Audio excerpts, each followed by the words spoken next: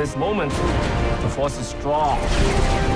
Make 10 men feel like a hundred. Hey guys, and welcome back to Battlefront Updates. The new Rogue One trailer was released just a few hours ago, and holy crap, it was so good.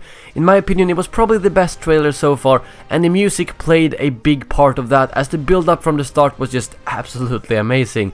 In this video I just wanted to do a little analysis, mostly focused on Battlefront and the Scarif DLC, because I know there's already gonna be a lot of other analysis videos out there, and I might as well focus on what I know many of you are interested in, Star Wars Battlefront. Before I get into that, I just wanted to point out some of my highlights not related to Star Wars Battlefront, and one of them is that we finally got to see Galen Erso and how the Imperials come after him when Jyn is just a kid, and also how that relates to Jyn, as the rebels actually rescue her from Imperial imprisonment as shown by this trailer, and then later ask her when the last time she spoke to her father was. We also get to see him on an Imperial base and how he works with the Imperials to build the Death Star. What I don't quite understand here is that he says that he did it all for Jyn, but since Jyn is basically free, I don't quite understand what the Empire has on Galen to be able to force him to work on the Death Star, because judging by the trailer he is not willingly working on this super weapon. We also get a lot more glimpses of all the new characters, including Saw's robotic legs and so on.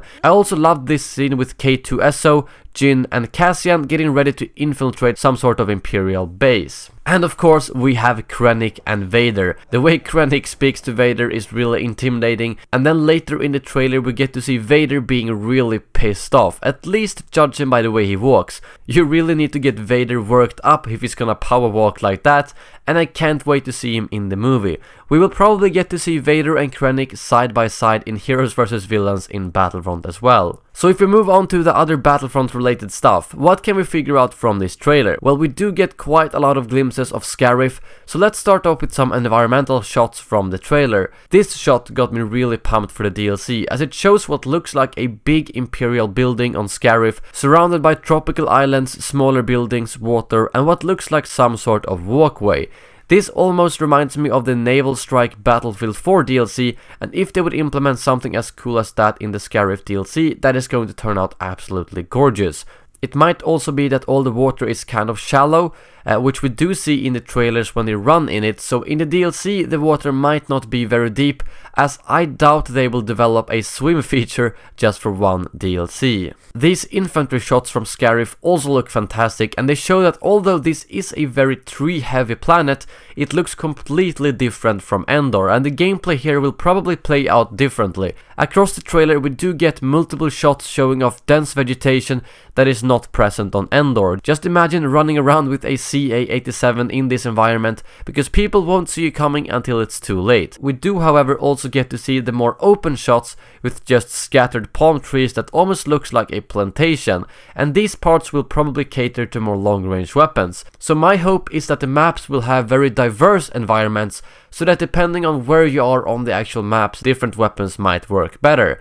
While we're talking about weapons, look at Chirrut's blaster. It looks almost like a flimsy big bowcaster. This could potentially be a new addition to the game, and judging by the size of it, I'd guess that it's a quite powerful weapon. We also get a first glimpse of space battles around what looks like some sort of space station. I don't think it's the Death Star though. I honestly don't think we will get any space battles in the Scarif DLC, and I hope we don't, because I feel like we got enough with the Death Star DLC, and it seems like the community agrees on that. I just want to get as much infantry combat as possible in all different types of environments that Scarif can offer. But it was a very cool scene nevertheless, and it also showed us a new Rebel pilot outfit, which potentially could be a candidate for a new Rebel skin. While we're talking about skins, we of course have the Death Troopers and Shore Troopers, which I'd be surprised if we don't get in the game.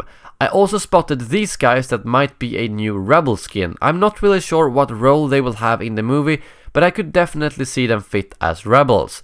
The finishing shots of the trailer is what got me the most pumped for the DLC so far. Just take a look at this view. The U-Wing flying over the beautiful landscape, and the two AT-ACTs walking in the water, with the second one being on fire. I think this might be as close to an image of the gameplay we will experience that we can get, at least I hope so. The next shot also shows more dense vegetation like I showed earlier in the video, with the rebels running away from the AT-ACTs stomping down behind them. I really hope we get to experience a similar feeling in Battlefront. That wraps up my initial thoughts on the trailer. I am extremely pumped for both the movie and the DLC, and I really think this was the best Rogue One trailer so far. Let me know in the comments below if you spotted anything else that could show up in Battlefront with the DLC. Thank you very much for watching, and as always, may the Force be with you.